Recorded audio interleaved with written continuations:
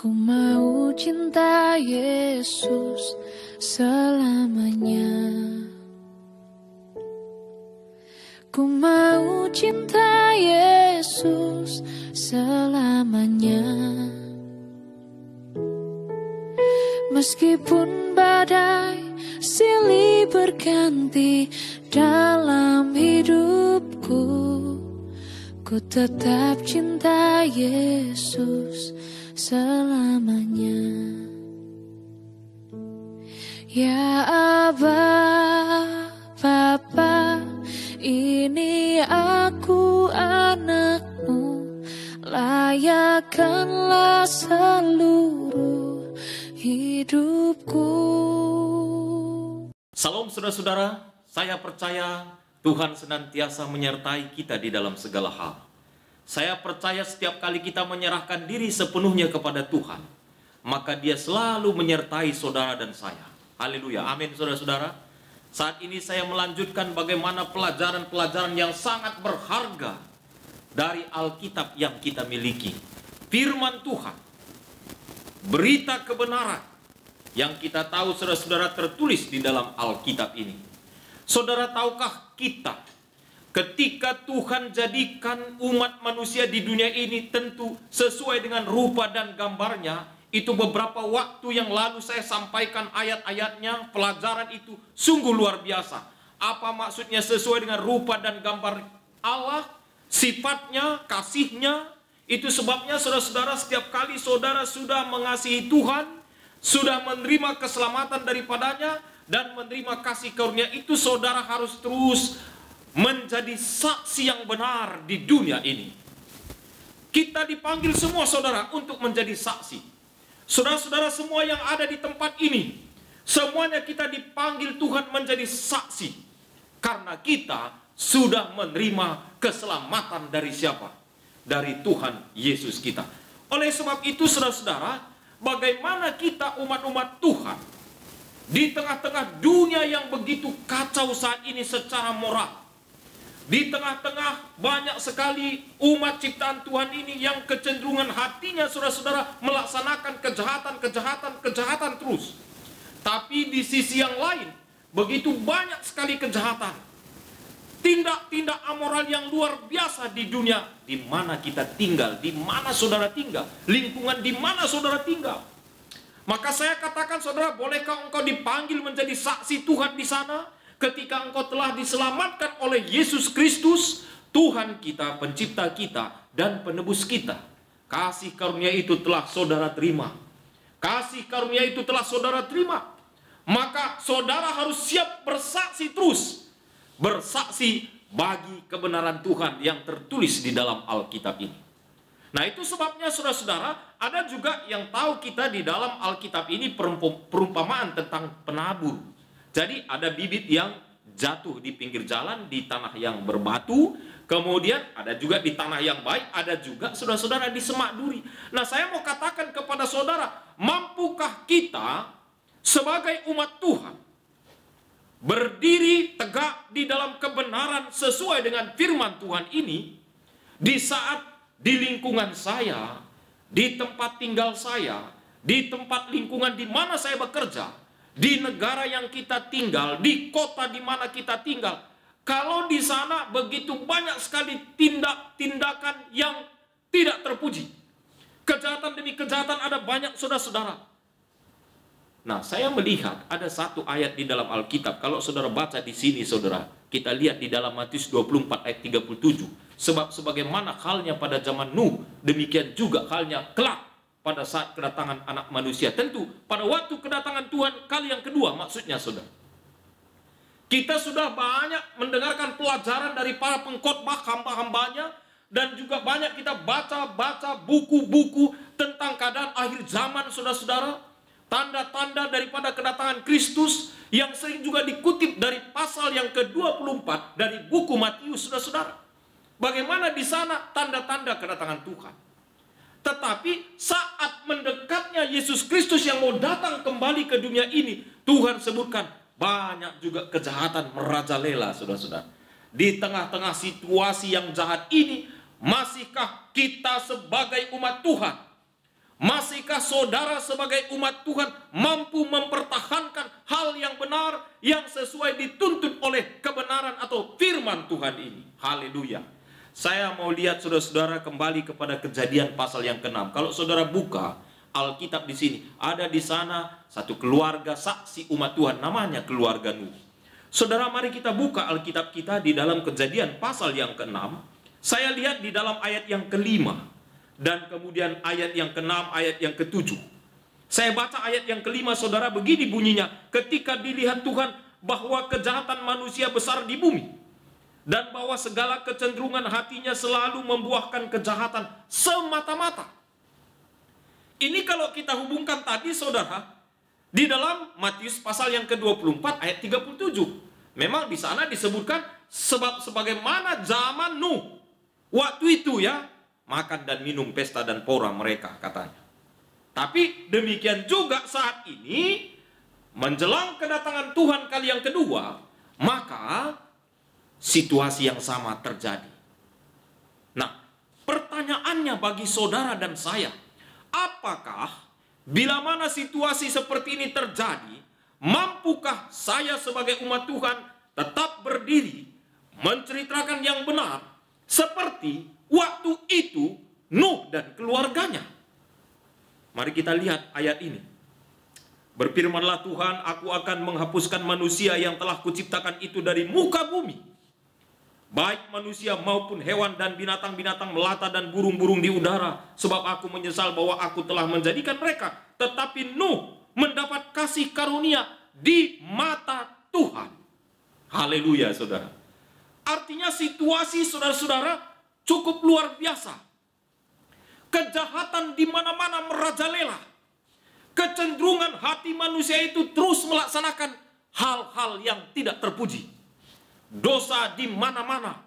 Tetapi ketika Tuhan lihat keluarga Nuh, istri, anak, dan menantunya, mereka ini mendapat kasih karunia dari Tuhan. Apa artinya mendapat kasih karunia dari Tuhan? Saya lanjutkan ayat 9, saudara-saudara. Inilah riwayat Nuh. Nuh adalah seorang yang benar dan tidak bercela di antara orang-orang sezamannya. Dan Nuh itu hidup bergaul dengan Allah. Kenapa Nuh mendapat kasih karunia? Lingkungan saudara-saudara sudah luar biasa kejahatan. Kita masuk ke tempat-tempat tertentu, misalnya saudara, kejahatan terjadi. Kita masuk ke daerah-daerah tertentu, kejahatan terjadi. Lalu kalau di lingkungan kita semuanya terjadi kejahatan, apakah saya sebagai umat Tuhan mampu berdiri terus bertahan dan menceritakan yang benar sesuai dengan Alkitab? Inilah yang dimaksudkan Tuhan, bahwa orang-orang seperti itu mendapat kasih karunia di hadapan Tuhan. Amin, saudara. Haleluya. Amin kan, saudara? Bagaimana saat ini saudara bisa dipanggil oleh Tuhan di saat situasi kita yang sangat mencekam ini, detik-detik terakhir menjelang kedatangan Tuhan kali yang kedua, saudara-saudara. Ada banyak sekali tindakan-tindakan yang tidak terpuji. Banyak manusia yang melakukan dosa kejahatan. Tetapi kita sebagai umat Tuhan dipanggil Tuhan berdiri tegak dan sampaikan kebenaran ini. Dan Nuh sampaikan itu, saudara-saudara. Coba saya hubungkan sedikit ke perjanjian baru. Siapa ini Nuh sebenarnya, saudara-saudara? Mari kita lihat di dalam 2 Petrus pasal yang kedua ayat yang ke-5. Saya baca firman Tuhan, saudara-saudara. Siapakah Nuh? Tadi kita sudah lihat, saudara, di dalam Kejadian pasal yang ke-6 ayat yang ke-5, ke-6, dan khusus ayat yang ke-9. Di ayat yang ke-9 itu, Nuh itu orang yang takut kepada Tuhan, orang yang tidak bercela, orang yang bergaul dengan Tuhan. Dia mendapat kasih karunia. Tapi kemudian kalau kita hubungkan bagaimana komentar Petrus dalam 2 Petrus pasal yang kedua ayat yang ke-5, dia sebutkan begini. Dan jikalau Allah tidak menyayangkan dunia purba, tetapi hanya menyelamatkan Nuh, pemberita kebenaran itu. Saudara-saudara, Nuh diselamatkan Tuhan. Dia juga disebut sebagai pemberita kebenaran. Artinya pembawa berita kebenaran, saudara. Apa itu kebenaran? What is the truth? Ini Yohanes 17 menyebutkan ayat 17. Kebenaran adalah firman Tuhan. Ini. Saudara-saudara, itu artinya pada waktu semua ini kejahatan ini meningkat zamannya Nuh, itu sebabnya Allah berkata tadi, saudara-saudara, dia katakan, aku akan menghanguskan dunia ini, aku akan memusnahkan segala semua yang hidup ini, baik hewan-hewan, manusia semuanya, tetapi Nuh dan keluarganya mendapat kasih karunia, keselamatan. Mengapa, saudara-saudara? Di tengah-tengah situasi hal yang jahat sekeliling Nuh ini, tapi Nuh masih bisa berdiri tegak. Dan dia adalah seorang pemberita kebenaran. Haleluya.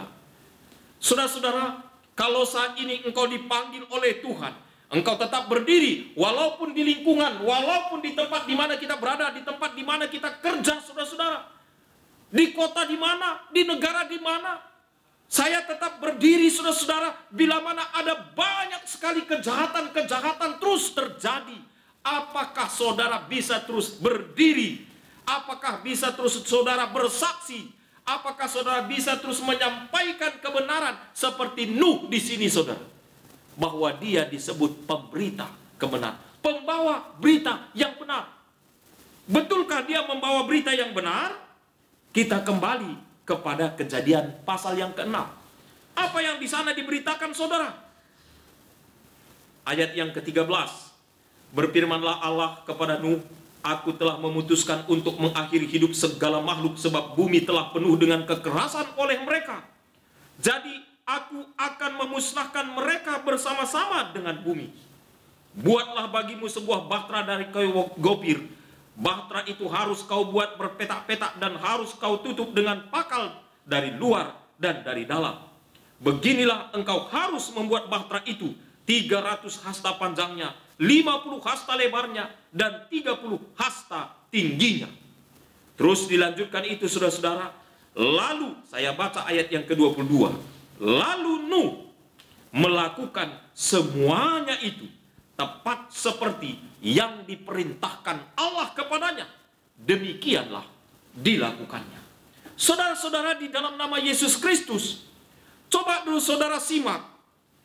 Dan masing-masing kita lihat kiri kanan, depan belakang, atas bawah. Lingkungan di mana kita tinggal. Semakin dekatnya kedatangan Tuhan kali yang kedua secara nubuatan sudah disampaikan. Baik itu di dalam mimpi Raja Nebukadnezar dalam Daniel pasal yang kedua. Ya, sampai kemudian akhir zaman, kejahatan ini terus meningkat. Tapi bukan berarti tidak ada umat Tuhan yang terus berdiri tegak, selalu menyampaikan kebenaran. Mereka selalu menjaga sikap. Karena kesaksian Injil ini, saudara, bukan sedikit orang yang masuk surga, tetapi banyak sekali, saudara. Banyak sekali. Bagaikan pasir di tepi laut juga, saudara-saudara. Artinya banyak juga manusia-manusia yang diciptakan Tuhan masuk ke surga. Banyak juga saudara-saudara yang tidak selamat.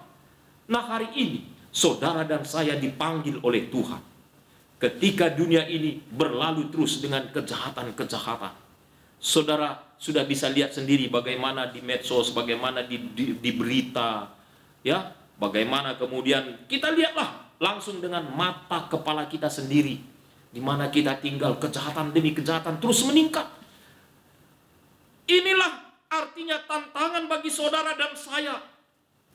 Hamba-hamba Tuhan harus terus sampaikan, mari umat-umat Tuhan yang mengaku Kristen, mengikut Yesus, mari terus tegakkan kebenaran, kita berdiri.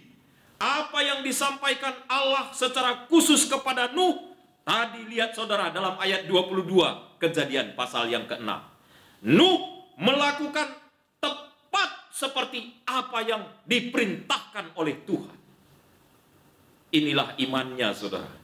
Jadi di saat semuanya begitu terjadi, orang suka-sukanya saja di dunia ini, tapi saya sebagai umat Tuhan bisa di sana berdiri menjadi saksi kebenaran, pemberita-pemberita kebenaran. Adalah tantangan bagi saudara dan saya. Apakah saya mampu, Tuhan? Saudara mungkin katakan. Tetapi Tuhan akan tolong saudara. Tuhan akan tolong kita. Tuhan akan kuatkan kita, saudara. Terus bisa berdiri dan tidak melanggar daripada firman ini. Dan kita juga sharing dengan saudara-saudara kita bila mana mereka sesuka-suka hatinya hidup di dunia ini. Seperti Nuh dan keluarganya yang kemudian kita tahu. Saudara boleh baca dalam Kejadian 6, Kejadian 7, dan Kejadian 8. Setelah itu saudara-saudara, di Kejadian 9 mereka keluar. Ada 8 orang yang selamat. Nuh dan istrinya, 3 orang anaknya, dan 3 orang menantunya. Itulah yang mendapat kasih karunia di hadapan Tuhan. Karena mereka selalu berdiri dan menjadi saksi kebenaran. Mulai proses pengumuman bahwa air bah akan datang ke dunia ini. Mulai proses untuk kerjasama membangun bahtera yang diinstruksikan oleh Allah sendiri. Demikian kemudian keluarga Nuh bekerja dan kemudian setia menuruti apa yang diperintahkan Tuhan kepadanya di zamannya itu, sehingga keselamatan terjadi. Tuhan memanggil saudara dan saya supaya kita tetap menjadi pemberita kebenaran. Jangan takut, Tuhan pasti selamatkan saudara dan saya. Haleluya. Inilah doa dan harapan kami. Tuhan memberkati kita sekalian. Amin.